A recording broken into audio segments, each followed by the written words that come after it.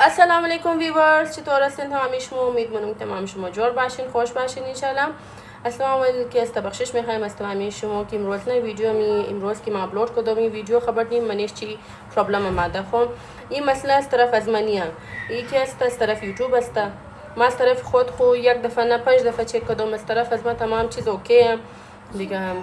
بخیم لپتاپ رو درو واز کدم بد کدم چه هر کامنت آمده ما درو لپتاپ دوباره واز کدم توخ کدم، مگر از طرف از ما تمام چیز اوکیه. این مسئله که هست از طرف یوتیوب است. خب دیگه نه ما گفتم این مسئله رو برای شما حل کنم که میگه ویورز کامنت کرده که این مسئله هم دکت ویدیو شما آواشم صحیح نمایه اور دیگه که است پرسنل مسیج کرده چند نفره که آواشم هیچ فهمده نمیشه.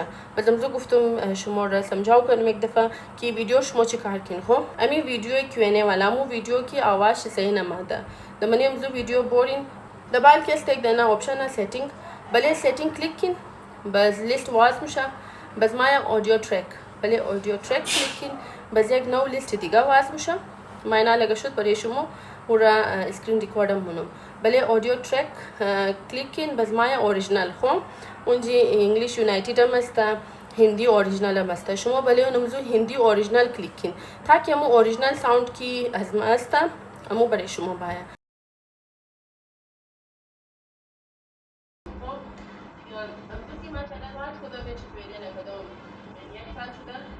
Meaning of verse. واس کدی Q&A اش نکردم بس امروز گفتم بریم امروز Q&A کنیم. الان خبر نیم که کدسی ویدیو ای کار چرا شده چرا که از پیش خوی کار نشد امروز ما بخی از امروز چند که ما ویدیو اپلود کردم بخی د تنشنم که کدسی ویدیو چری کار شد.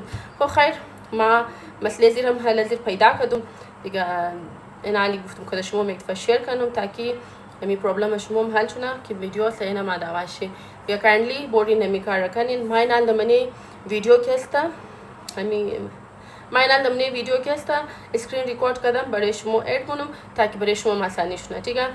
یا تhank you امروز نفره که کامنت کرد مسیج کرد که آواز صحیح نیست که خبر کردین نه که ما شاید خبر نمیشدم که هیچ کار شده. خب دیگه خیلی زیاد بلین خداحافظ.